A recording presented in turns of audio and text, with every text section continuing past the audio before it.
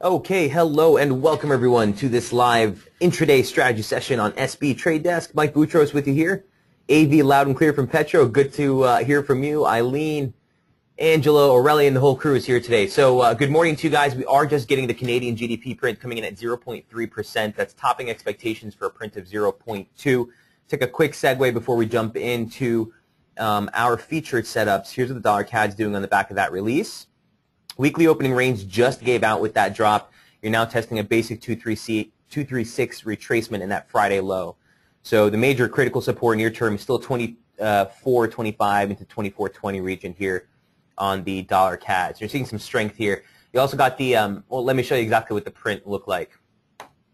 Before we do, though, here's your relative performance on the greenback so far to start the session, guys. So we're a little bit on a back foot here with the dollar lower against the Aussie, Kiwi, Yen, and CAD. The com block here doing quite well. European currencies a little bit here on the defensive. But here's what the Canadian print just looked like.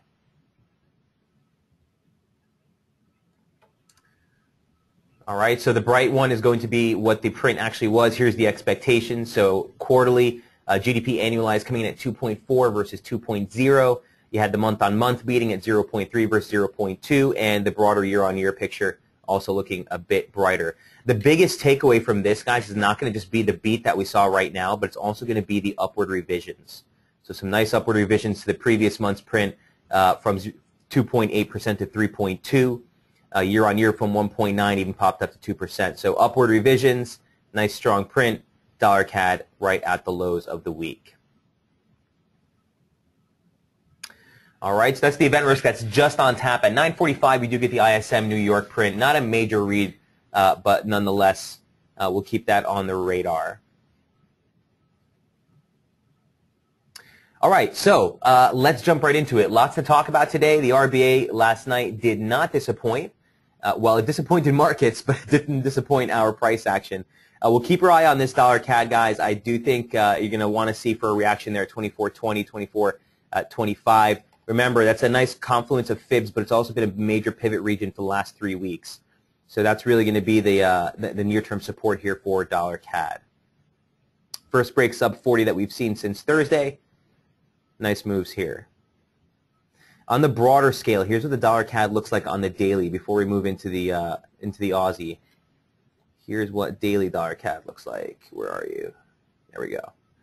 All right, so I mean, you have a host of trend lines here, but you still need to get a little bit deeper before we start to even test the broader formation here, which is why I've kind of been straying away from this, guys. I'm not really a fan of playing mid-range trades like this. That being said, again, look for that near-term support on dollar CAD. Without further ado, Aussie dollar. Here's the trade that I put out last night. Again, so I gave you guys a quick update right before the release on some interesting levels. And I posted that on Twitter. Here's what we were looking at right before the release. I just kind of walk you through this, how this panned out. So just ahead of the release, you had a classic divergence. Lower low, lower low, lower low, higher low, into a trigger break. Again, 9 times out of 10, that is a position that we will take specifically on the open of the weekly range. You're humming into the lows. You have a key support structure at 77.45, 77.38 we've been looking at for weeks. It's a very, very nice high probability trade. Your target was up here at 78.88. Now the problem with that, again, is, 77.88. The problem with that is you were just heading to the event risk. So don't blame me if you didn't take it, but at the end of the day, this was the near-term bearish invalidation level. So on a break above 78, automatically you're looking into the weekly opening range high. 78.30, 78.50 was going to be a big level. The market came right into this region, and then we posted yesterday's note saying, well, we're at risk below this region now, okay? You didn't get the push right through. Typically on the back of the release, if it doesn't have enough oomph, you'll sit there for a while. Then you're just looking for short triggers. That's all you're doing to play the downside. On the downside play, you don't want to get too egregious beyond this, the same region that invalidated. So in fact, on a 5-minute chart, guys, there was a perfect trigger late last night that gave out, and a 50% retracement of the advance took us right back into the 78 handle. So let me just show you how this panned out. But some takeaways. Obviously, the RBA did not cut interest rates as the expectation was. Some highlights from their comments. You know, the major thing that you want to take away from is the RBA says is further easing may be appropriate over the period ahead. And the other takeaway highlighted comment was that the Aussie dollar above fundamental value given the commodity price declines.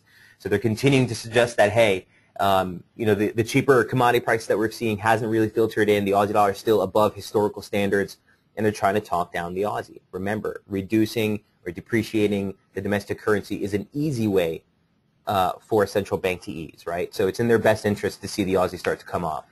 That being said, the forward guidance leaves room for cuts. In fact, today, guys, if you take a look at the Credit Suisse overnight swaps,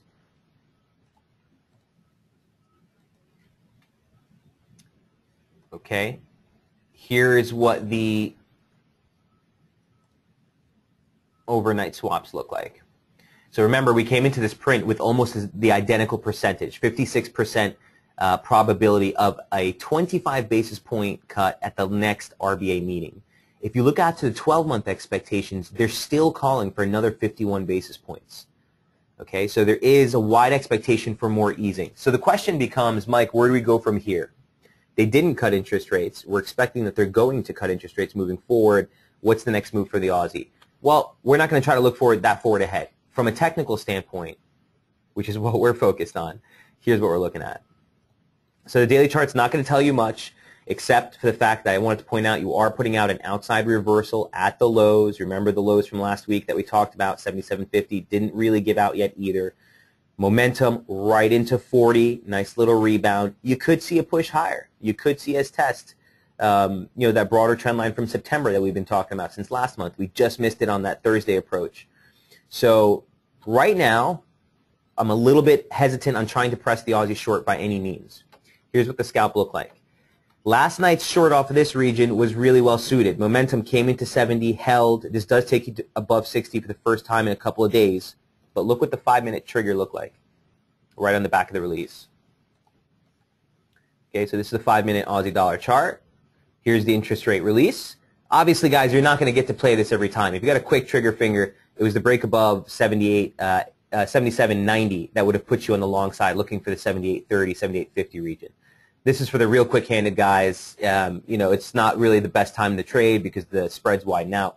But the point was on the pullback, really beautiful trigger. Now, again, these divergence signals in and above the 70 region are not really strong. So I don't want to stress the fact that you had divergence, but I want to stress the trigger. It was a break below 70, which in and of itself can be a trigger. You had a 3-point touch. That's going to be a trade that you'll take 9 times out of 10. You're at a very key inflection point. 78.50 is the stop. You're looking for about 25 pips. Now, on the target, when you're looking to play a release like the interest rate data, right, where you're just playing the pullback, obviously it's not bearish that they didn't cut rates, but you're playing the reaction pullback, you just take a quick retracement of the range and look for the 50%. Look for the 38.2. Okay, look for this range right here. So in fact, on the way down here, off of the 78.30 level, 78.35 level, target 78.05 is the top of that range that we noted. Remember, this was the bearish invalidation level. When it breaks to the upside, it becomes the bullish invalidation level. So on the way down, it held, another trigger, offered an opportunity to get on the long side of the trade, and here we are looking for a stretch up into 78.30 again. Guys, does that help? I just thought I'd take a minute today to walk you through, you know, we talk about the scalp strategy on a regular basis, on a day-to-day basis, but when you're reacting to event risk, it's a little bit, you got to be a little bit more savvy with just tacking on quick new levels. So there was an opportunity here for Aussie to play the long and the short side on that data print yesterday. Kind of just wanted to point you out through that. So where do we go from here? Again, 78.30 into 78.50 is the near-term bearish invalidation level.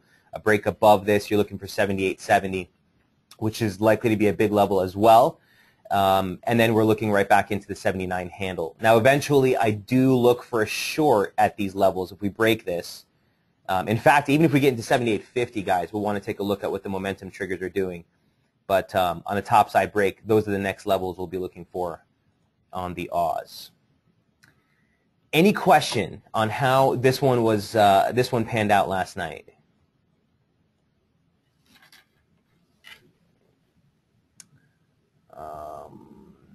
Oh, I see some good feedback here. All right, awesome, guys. I'm glad this helps. Loveness saying yes. Jay Jackson says yes. Super demonstration, my man. Good to see you, Sandy. It's been a while. Good to see you as well. But just a little quick example on how to use these levels when we throw them out there. Obviously, I'm not going to have time to step by step it, but the levels have been working out pretty well. Okay, so heading into the U.S. range right now, this is your opening range low for Europe. Is right at basically at the 79 handle. Or 78 handle, excuse me. Bullish or bearish invalidation still 78.50, 78.30 this region here. And again, on the intraday page, guys, you have the scaled out version, and this, I'm supposing this is very helpful now that you guys have sort of the broader view of what the levels are doing. All right. So that is our friend, the Aussie dollar. Next on suit, we're going to take it right back to the top. The British pound, it's been a little bit of lackluster, guys. Both of the targets I was looking for at the open of the week didn't really offer any triggers to jump in, or for that matter, to take anything off the table if you're holding that short from last week. Listen, this is one of those things that might continue to stay a little bit, what's the word I want to use?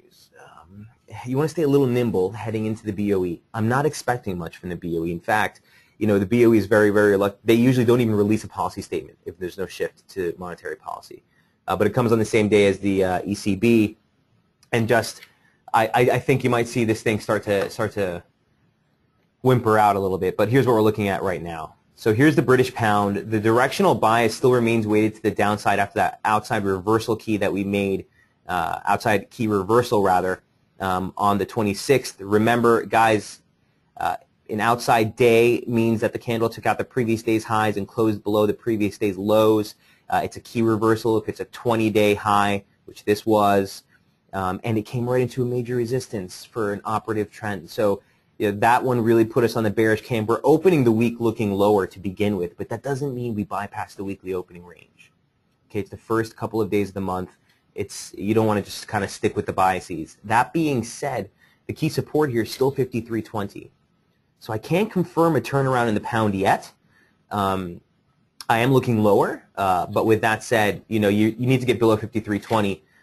In that scenario, on that break, you'd be looking for a drop into the lower median line parallel. Okay.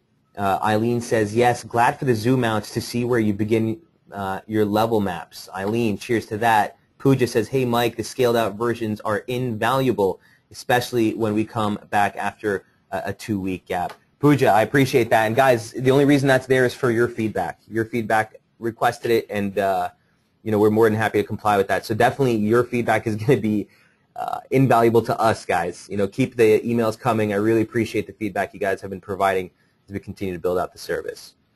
So that's the pound on the daily. Here's what the pound looks like on the 30. Okay, here's what we were looking at last night. So here was your near term.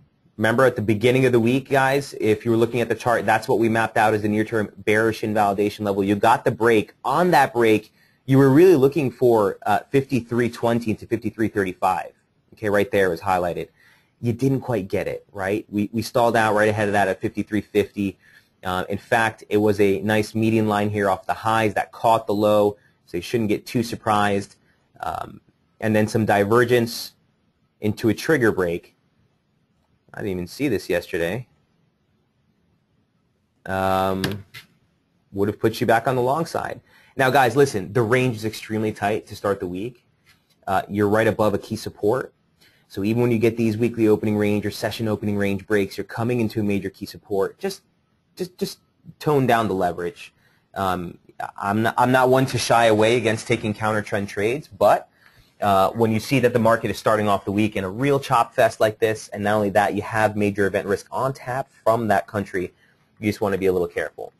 So long story short, last night we highlighted, look, on the way up, this is your bearish invalidation level. If you get back above the 54 handle, look for 54.30, which is where the week opened.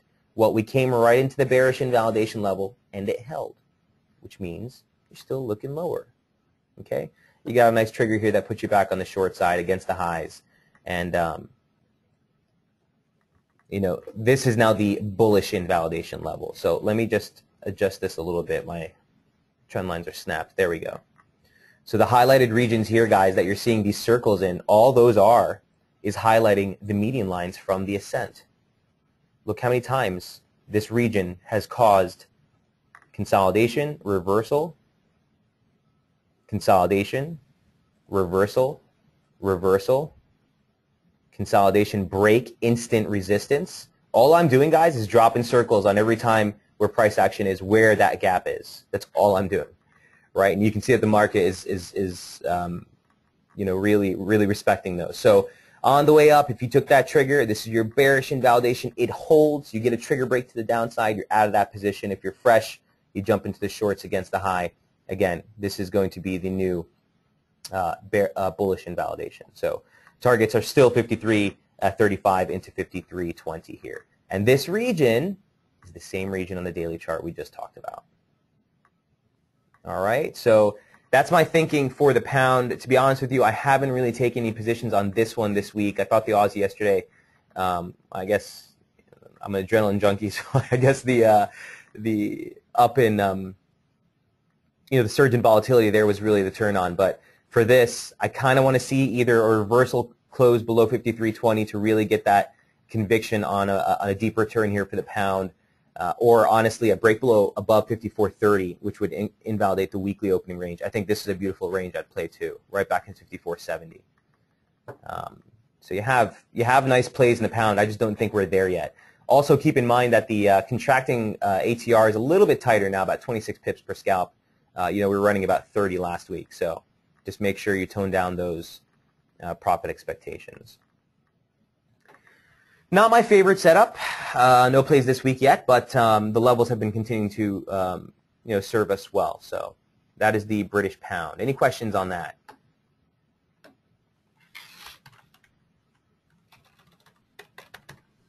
Guys, just before I move on, I'm sorry to backtrack. One more thing about the Aussie as we get into tonight's trade session. Don't forget, it's not out of the woods yet. So you might actually get another beautiful play on this heading into tonight's GDP release. So at 19:30 tonight, Eastern time, you're looking for GDP fourth quarter, a print of 0.6%. That doubles the previous quarter, which was 0.3. Interestingly enough, the year-on-year is supposed to actually drop from 2.7 to 2.5%. So the expectations are mixed, and therefore the print release might not be quite that easy unless there's a consensus deviation on both sides for the quarter-on-quarter and year-on-year. Just keep that in mind, 19:30 Eastern. Again, the day after, on the 4th, tomorrow, we also get retail sales and trade balance figures. So it's not out of the woods yet for the Aussie. You still have on tap some data ahead of the week. Obviously, Friday's non-farm payrolls, you're definitely going to see some reaction in this pair as well. So if you think you missed this one or you're a little ticked off, you have a lot of time this week still for this thing to give us some plays. Don't forget that outside reversal. It's going to be critical to see how this closes today on the Aussie. Okay, if we do close, in fact, on the outside reversal candle, you'd want to be a little bit cautious for a possible push higher here before it turns over again. And again, those scenarios take us into 78.70 and the 79 handle. Okay, so that's pound and Oz. Moving right along, dollar yen. For those of you who are on the swing side of things, you are in this trade. You've been in this trade for a while. You know, from the scalp side, we were waiting for the opening range to pan out. It was a beautiful entry. You know, the original entry, this is the original level I highlighted on Sunday, guys, when we opened. It was just below 120.19. On the break, you got to give yourself a little bit of a room because it came right into the upper median line parallel, almost to the pip, before a trigger break to the downside on some divergence. Another beautiful play here for the dollar yen. Here's what it looks like now. So on the daily basis, remember, again, for those of you who are in the webinars, by the way, guys, a quick reminder, the Monday webinar is a public webinar that we open up. We actually broadcast that one on Daily FX. You guys have all access to that as well. It is archived on Daily FX and SB Trade Desk. That's just the one weekly webinar we do for the public, but I want to bring your attention to that. As far as the dollar yen, this is what we were talking about yesterday, trendline resistance off the highs. This 120.18 level is a massively critical, longer dated 618 retracement and this is from the decline off the 1998 high. Okay, super long range retracement, 618. We've been seeing some nice pivots off it on the way up, and here's what the intraday looks like. So right off the bat, the long dollar yen was at risk into 120.20, right? And that's really the stop for the swing side trade, guys, was just above that. So there's a good hold there for the swing side too. So here's that chart from yesterday. We went right into that region on the way down. Like I said, you had a nice trigger break here, 3-point trigger. That gave out after divergence. So price action, higher high, higher high, higher high, lower high, lower high, lower high. I mean, you had a slew of divergence up here, followed by trigger break sub 60. You're at resistance, stop against the highs, looking for 24 pips. Every 24 pip scalp, you got to take some off the table. Now, as we left out last night, right before the, right before I called it a day, I just wanted to say that the next couple of hurdles here was the 119.3846 level, and that's this right here. So you can see, let me zoom this out a little bit. We're actually at the median line, which caught the lows. Not a big deal. You're going to get a bounce. This thing probed below 40 already last night. And in fact, if you zoom this into a 5-minute, you just got a trigger break here as well. Point being, on the break of the median line, this is really the level I would need to see to really give us the conviction for a hold into the 119 handle. Remember, nice pivot here. This is 100 off the low, 236 from the advance off the lows that you made in January. You got a couple of, this is the weekly high from the early February month. It was the Friday high, or it was the Thursday high before the pivot break, and that's going to be the region that we need to continue to target down into 119. Any questions on the dollar yen? Alex, which trade are you referring to? That's when I got it. Broke 60 in RSI. You got the dollar yen you're talking about? Yeah, it was a beautiful trigger, man. He says, yeah, yep. I mean, these are the kind of triggers that we want to look at. These are like the ideal scenarios, right? Because price is at an extreme. You're at the upper median line parallel. If it breaks above that, you know you're looking higher anyway. So you know where you're wrong. You have momentum giving you the divergence signal, getting tired on the divergence. The break is the trigger. Even if you miss out a little bit on this, guys, and you get in at 120.05, you know what I'm saying? You're stop against 120.25, you're looking for 24 pips, whatever. It's a high probability trade. Your initial targets would have been, for me, would have been right below that we made here on Monday in U.S. trade. So 119.65 would have been the initial target there. On a break below this, you're looking, like I said, 119.38, 119.47 here, near-term support.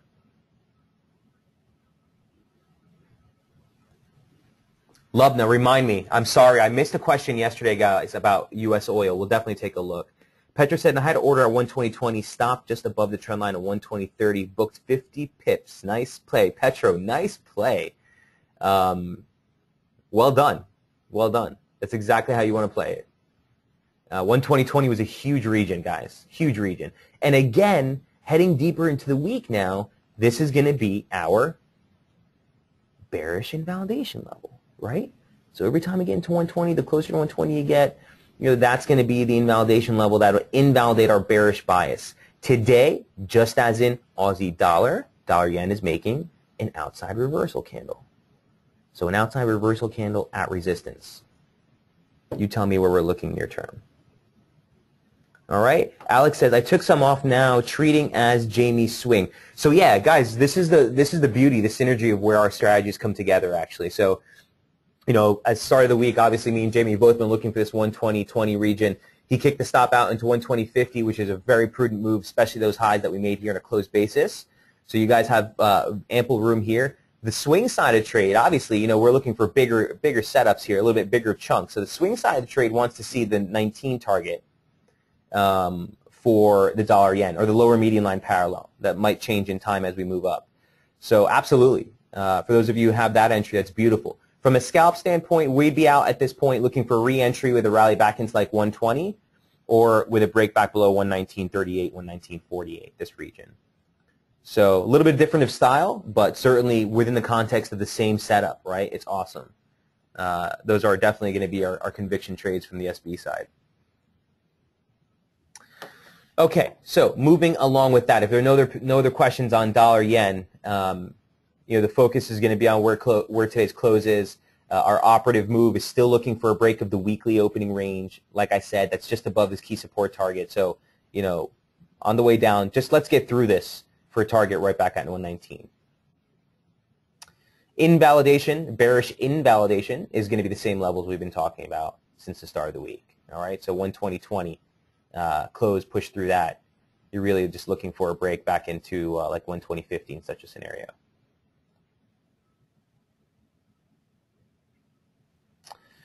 Some triggers I'll just add to this 30-minute chart, guys. I really don't like to use these triggers too often, but some things to keep in mind.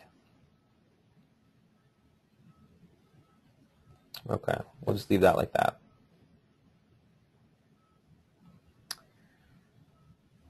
If it breaks $120 yen, what is the target, Mike? Above 120 is 120.47. So guys, I don't list out each level for you because I think you'd rather have more setups than necessarily a list of all the levels. But if you click on the scalp charts, any level you see highlighted on my chart is a target. Okay? The 120 is the weekly R1, Sandy says. Add more validity to it, Sandy. I love it. I love it. So we already have something mapped out at 120. It's a 786 retracement. Nice pivot in price anyway. Sandy just highlighting that the weekly R1 pivot is up there as well. But a break above 120.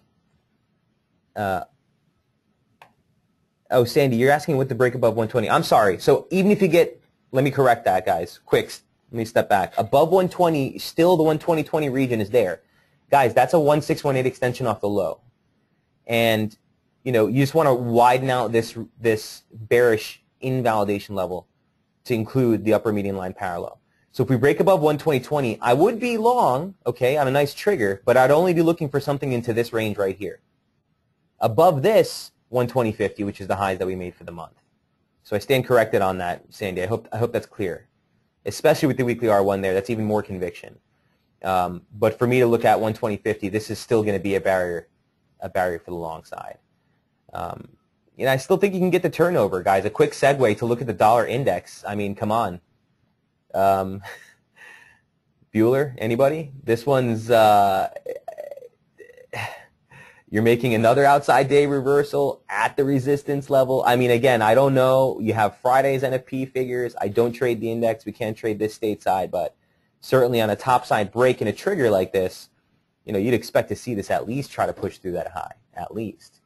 So listen, below 11,880 on the dollar index, I'm not really too scared of taking dollar shorts if the scenario, appears. So the dollar yen pans out and continues to squeeze and compress. I'm not really that concerned about it unless we make it through the upside of this major resistance barrier that has been holding all year long. Does that make sense, Sandy? Are we on the same page?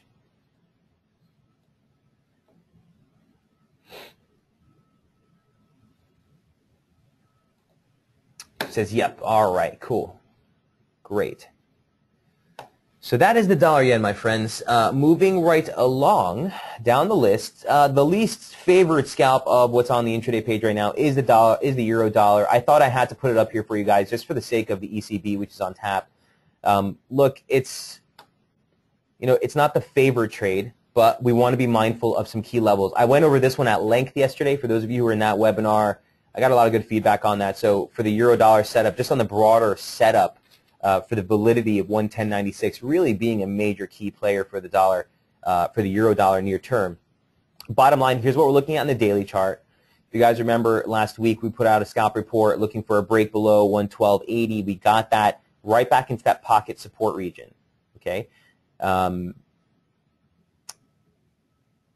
The bottom of the candle, okay, if we look at this, has been holding lows exactly. It's around 111.55. The other thing I just want to note is there's that 110.95 level, which is the 100% extension from the 2011 highs. And then obviously the lower median line parallel for the formation, again, that dates back to the 2013 highs, has been what's been in focus here. So I'm not just blindly bearish the euro. I'm not just blindly bearish the euro. 110.95 is the barrier eventually to really get the downside going. Here's what the scalp looks like. Choose your plays cautiously because it is, despite the fact that the ATR is still actually 27 pips, it's not, the breaks haven't been clean, guys. The breaks just haven't been clean.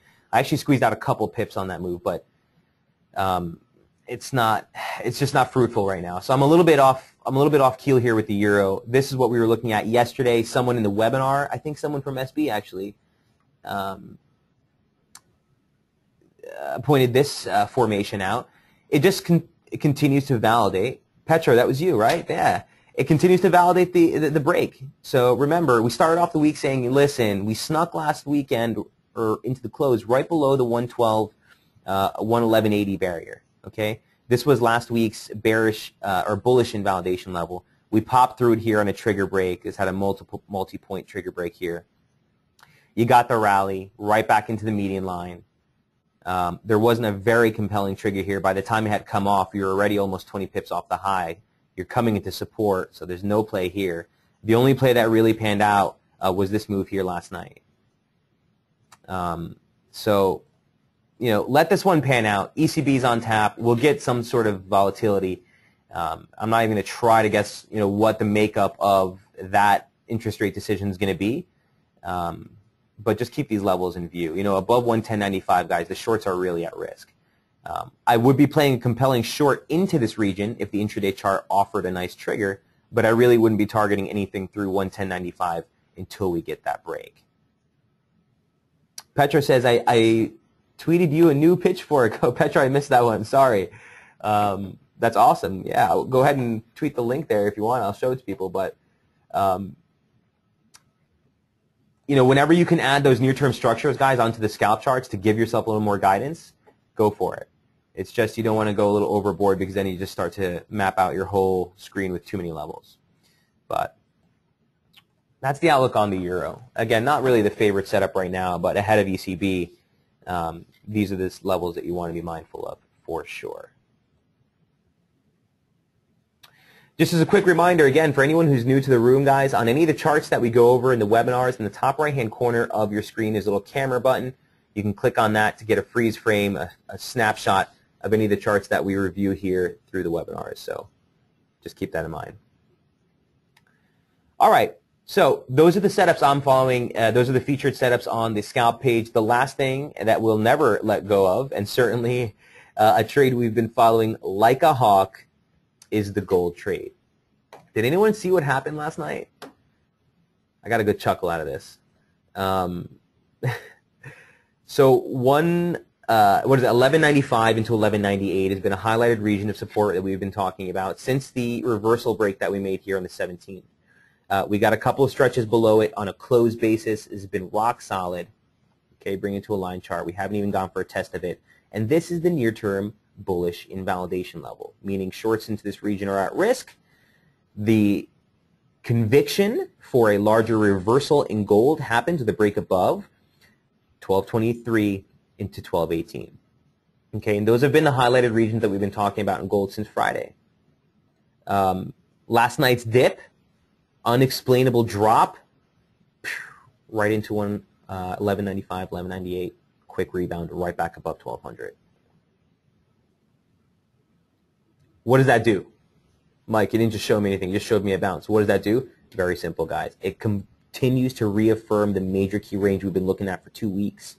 So what does that mean? Well, if we get below 1195, that's a conviction break. You're looking for the median line, upper median line parallel from this formation, and 1171 as an initial target. Okay, something like this. If it breaks to the upside, that's just as simple too. You're looking right for a rally into initial target at 1233 and then 1250. This is a little bit bigger because you have also the 200-day moving average and a host of fib confluences.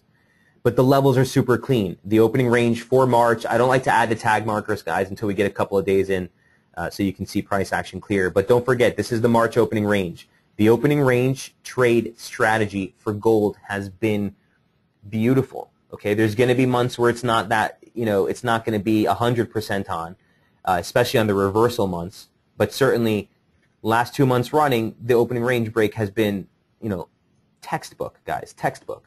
So right now, the opening range is setting up right above support, 1195, 1196, 1198, this region here.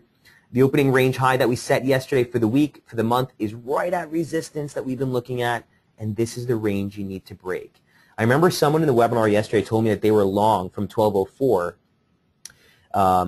on this stretch here, and we were talking in the webinar, it was just trading below in 1218, and I even warned you guys, I said, you know what, even if it drops right back into 1195, 1198, it doesn't matter.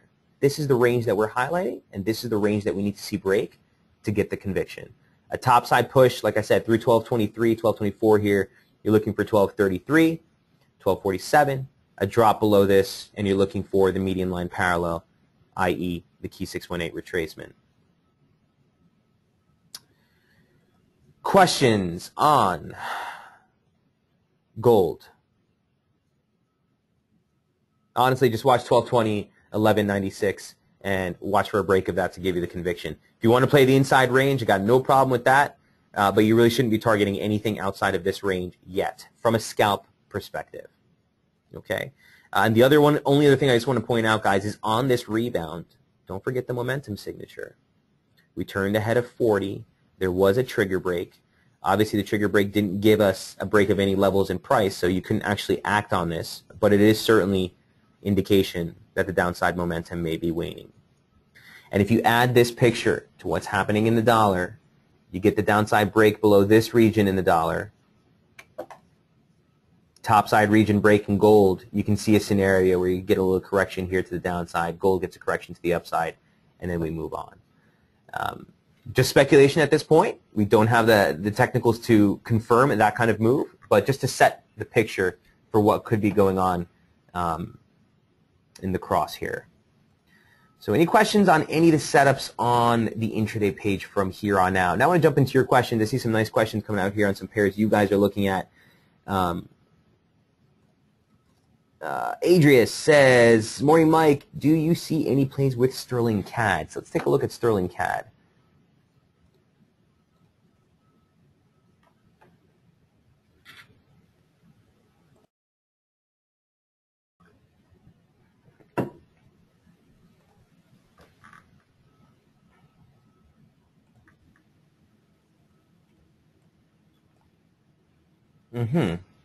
Okay, this is the first time I'm looking at it this month, so just give me one sec here.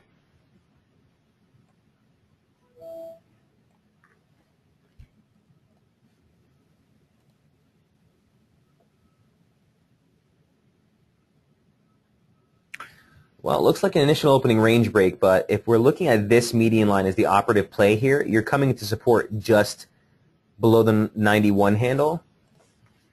Momentum. Awesome divergence in momentum, that's for sure. Trigger is forthcoming here, but not yet. And we do need to fix some of these retracements. So just bear with me one sec here. Let me get you some levels, Adrius. Ooh, okay. So we're going to want to definitely highlight this region right here. 1618. I'm not going to re-stress that right now.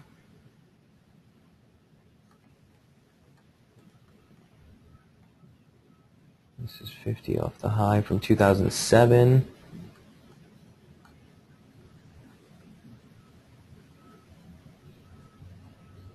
Okay, so you get a little picture here for the daily chart, what we'd be looking at, what kind of thresholds we're making it. We probed through a multi-year 50% retracement 92 handle, came right back. Near-term support 90.80 is what I'd be estimating. Again, you have a confluence of the median line bisector there that comes into the basic 236 of the advance. I just want to see what this retracement looks like.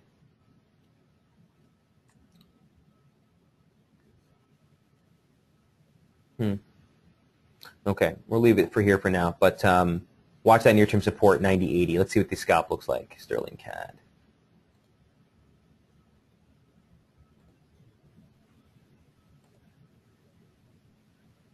Okay, here's your March opening range and the weekly opening range as well. You can see here's the last time we looked at it was at the start of February trade or mid-February.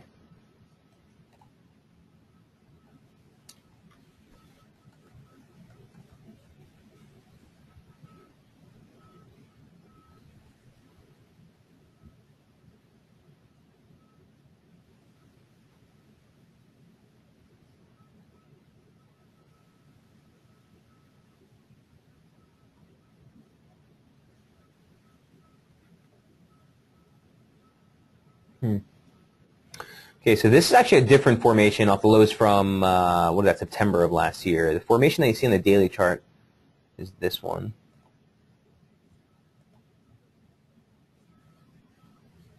Okay. So I'm going to work with that for now. And again, there's the same highlighted region.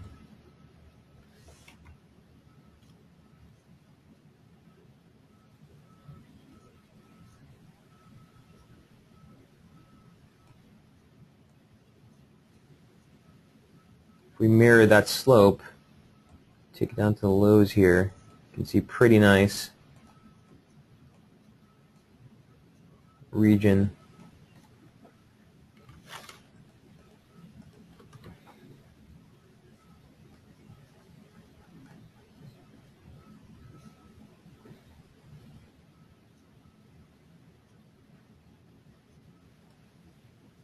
Here's your opening range low for the week.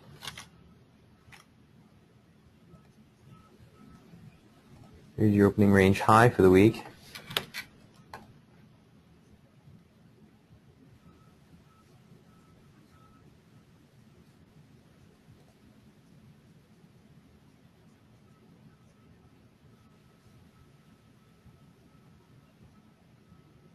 $89.20 would be a soft target.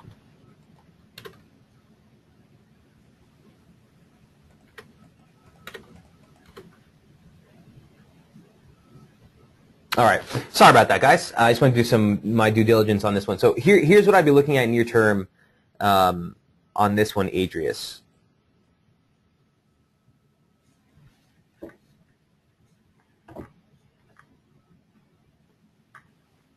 The weekly opening range just broke below 9,200. So as long as you stay below the 92 handle near term, you want to stay the directional bias weighted to the downside. Near term targets. It's a nice healthy page.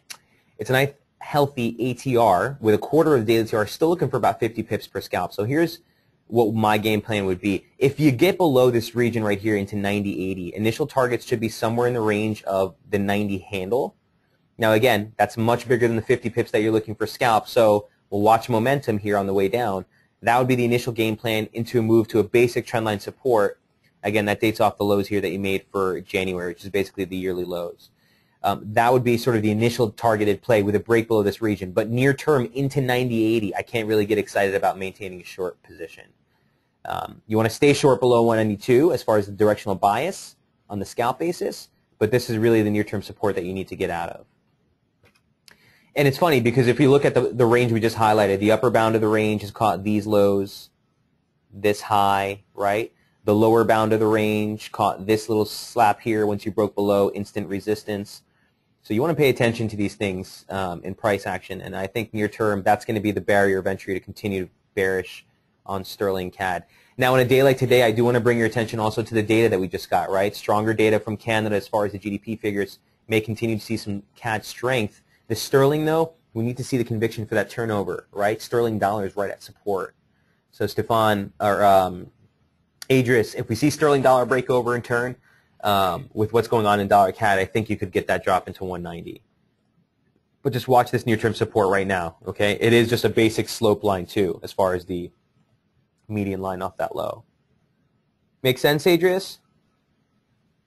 Interesting pair. Interesting pair. Certainly looks like a nice little topping process here. I wouldn't put it past this thing to give you a jackknife effect here back to the upside near term on some recovery and a fade play for the CAD. But let's work with that as the operative line here. We'll stay bearish below 92, and as long as momentum stays below that momentum line. GS, hi, maybe a silly question. Why the fib line in red color on the sterling CAD chart? What do you mean? Why is this in red? GS? I just do that with my fib. So guys, actually I should probably just tell you this. When you're looking at my charts, the darker the color the fib is in my mind, the farther back the retracement goes. So if you're looking at like a chart for, what's a good example of this right now? Looking at a chart like this, all the recent fibs will be in green. If you're looking at a chart that has fibs from longer dated, the extensions will be in blue, and then the longer dated extensions and retracements will always be in a dark purple or magenta type of picture. So it's just a way for me to be able to identify how far back I'm looking at when I look at a basic retracement. So a little bit farther back, that one I'll put in purple just to differentiate. GS says thanks. Hey, more than welcome, man. So that's Sterling CAD. Adria says thanks. Very informative. Thanks for your analysis, showing me things I did not see. Hey, my pleasure, Adria. You're in the right place. So Sterling CAD, interesting pair. We'll keep an eye on that one to see if we get the broader turnover. But with the dollar, the pound is right coming into the support. Remember that 52.30 region, or 53.20, a little dyslexic, is what I want to see to give out. Sterling yen. Actually, I missed a question here from Angelo. Angelo, are you still in the house? Let me know if you're here, Angelo. I just got to your question right now.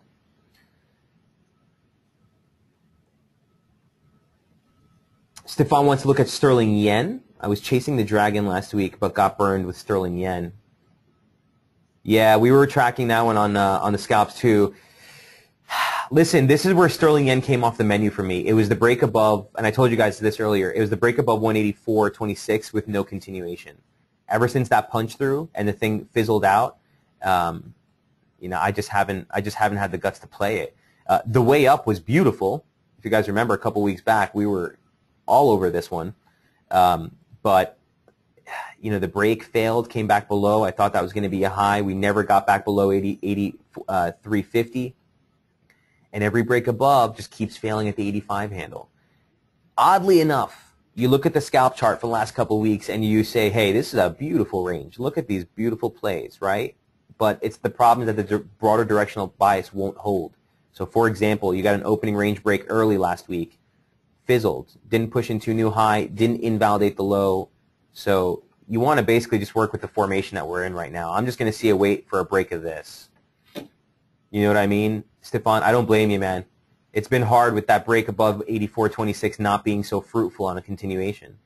So right now you're coming into the near-term bullish invalidation level, If we break below this region, you look to play the recovery. And in fact, if this one goes along with a dollar-yen push through that median line, oh man, might be a nice setup. Sterling CAD 2, Adrius. If we get the conviction on the sterling turnover near term, it might be a beautiful play here. So I'll be watching this operative formation right here. We've gotten some real nice pivots off it. Downside break below 83.55, and it's essentially looking for last week's low, which takes you all the way into 82.60. Again, guys, that's not the trade. We're scalping. A break below this every 40 pips, you're looking to do something. Once we get the first 40 pips split, if this does break, as soon as you lock in that 42 pips, you bring your stops to right back above this trend line. And look to see if you can get that spread into 82.60, which is last week's low and the 50% retracement. All right. Stefan says, I hear you. That's trading. Yeah, it's funny because you start to fall really, really in love with a scalp setup, and specifically when the triggers were as clean as they were on the initial move higher. I mean, look how many times we played this to the upside. It's just kind of disappointing. It just fizzled out. And from the daily prospect, I mean, maybe I'm missing something, but I really didn't have anything up here, major key support, except the close that we made for the gap, right? It's the only thing that's up here. That's still not at the extreme. It's still just below the 85 handle, 84.60. So it's a tough one. I don't blame you, Stefan. I think we get the break sometime near here as we get the sterling clarity. Again, you have the BOE on tap, so ECB, BOE, maybe you get the play. Don't forget the yen actually typically is a big reactor to U.S. data as well. So as we get into NFPs, even the yen plays will be back on the table.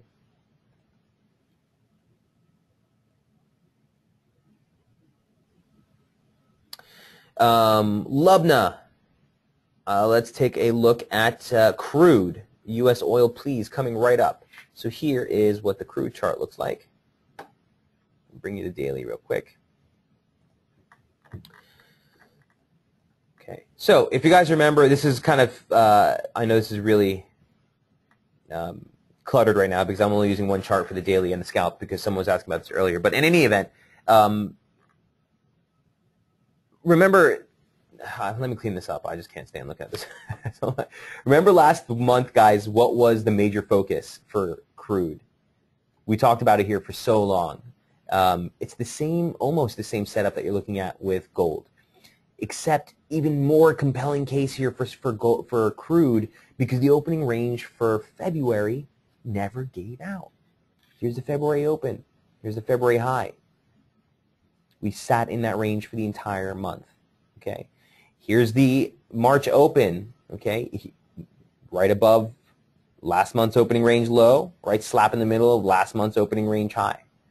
So near term, the 51 handle is going to be the weekly opening range so far. That was yesterday's high.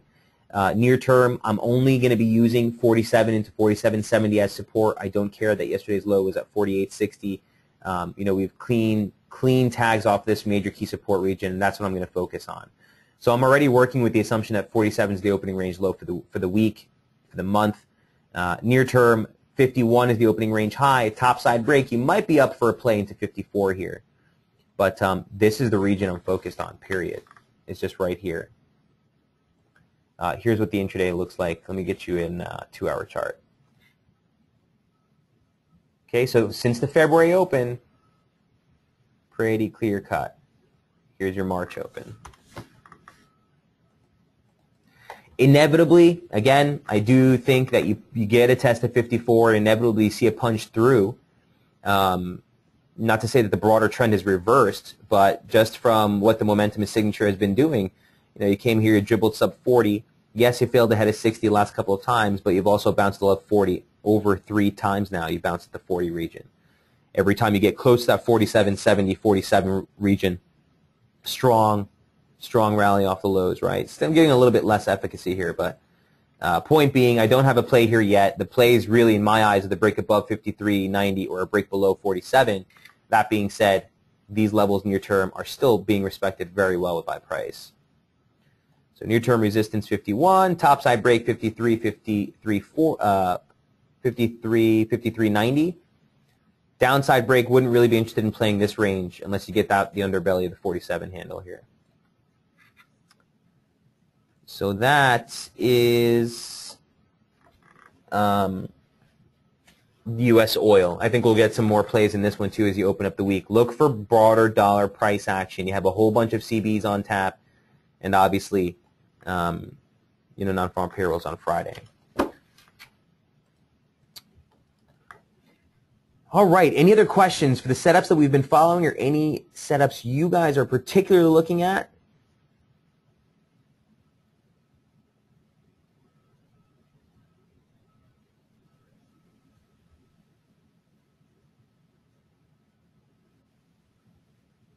Angela, I missed your question here. It looks like you left the room, so feel free to jump in tomorrow. We'll take a look at those 2 pairs if you'd like. But guys, with that, we're going to go ahead and end it here for today. Here's what the economic docket looks like for the remainder of the session. It's, again, pretty light. You do get some more data out of the United States with the ISM print in just a little bit here at 9:45. Not a big player. Bigger thing, or the biggest thing on tap for the remainder of today, guys, is going to be heading into the Australian session, 19:30, the GDP release for the 4th quarter. We'll definitely be looking at that. And then obviously heading to overnight trade, you do have some more event risk out of Asia with the HSBC, China Composite and Services PMI figures. These are the private sector reads, guys, so they tend to lend a little bit more weight to them than the government numbers. That's at 20:45 Eastern tonight. We'll pick things up tomorrow morning at 8:30 Eastern for another intraday strategy session. Guys, it's always a pleasure to see you. Sandy, I'm not going to let you go. Dax, here it comes. German 30. I don't even know the last time I checked this out. So let's do a quick breakdown here for Sandy. March, February.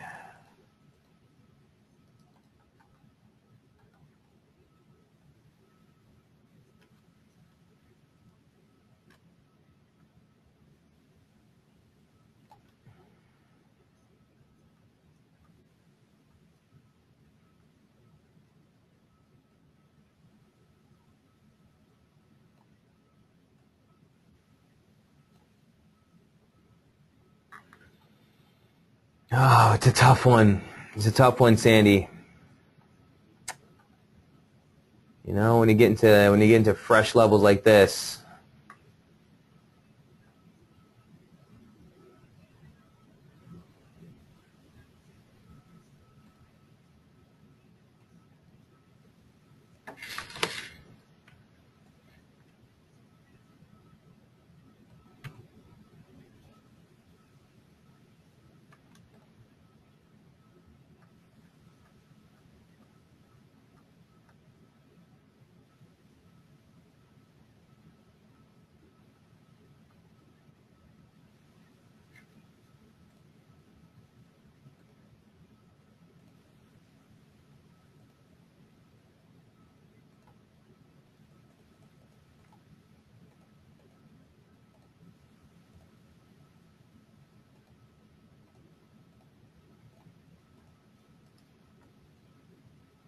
Wow. Well, there's a whole lot up there at 1200. Oh, it's the same scalp. I'm sorry, it's the same exact one I had left out already. Yeah, so listen, you know, I don't really trade this, to be honest with you, Sandy. You're long.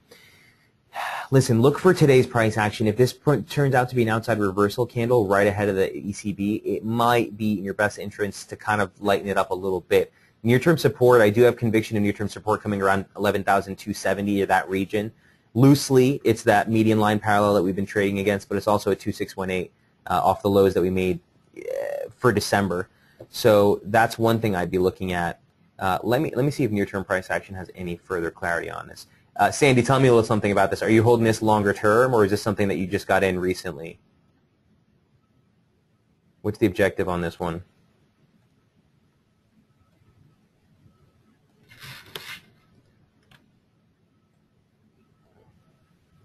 Actually, that matches that slope almost dead on. Last Monday, entered long. Okay, so you've been in it for a while, right? Yeah. So look, here's the first thing I just want to point out to you. So last Monday was the 23rd. So here's what the momentum profile looked like. It's still pretty constructive. It's been pretty constructive since the dip that you made there early in February. But look what's been going on. 60 hold, 40 hold, 60 hold. This is all constructive. Nothing to be concerned about. This is the first breakdown. Okay? And if you get through this trend line here, or if you break below 40 in momentum, expect a little bit more of a pullback. And in such a scenario, I'd probably be just looking to clean things up. So the opening range for the week is going to be challenged if we move below this region, 11,363. Okay, that's the weekly and monthly opening range low to date. And right now, near term, I put the bullish invalidation right around there. All right, so if you see a 40 break and a move below this region, I'd probably want to dip out, Sandy. You'd probably be looking for such a scenario to come into like 11,275. You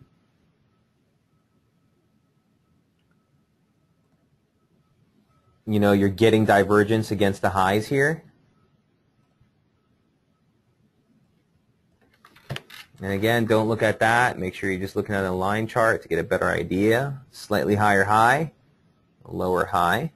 1 point above 30, 1 point above the extreme, 1 point below.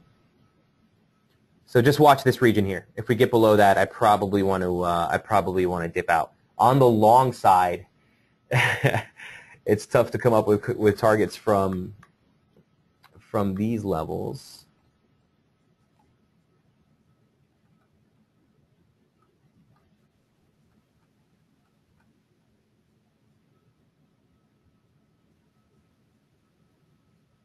I'd be looking for the big figures, 11,500, and then that trend line confluence. Did I just drop that? 11,500. And then that trend line confluence just higher.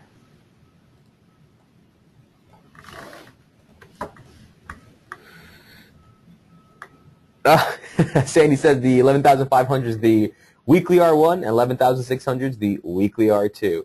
Thinking of waiting until the R1. I mean, the fact that those levels are even mapped out with that, even more conviction. More important for me when I'm in a longer trade like that, Sandy, is where do I need to know where if I'm wrong. So my focus would be on a hold here. As long as that holds, you know, I'd be pretty comfortable with that.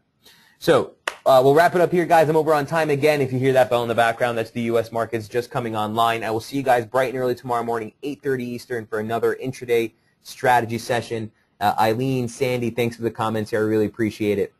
I'll see you guys tomorrow morning. Cheers.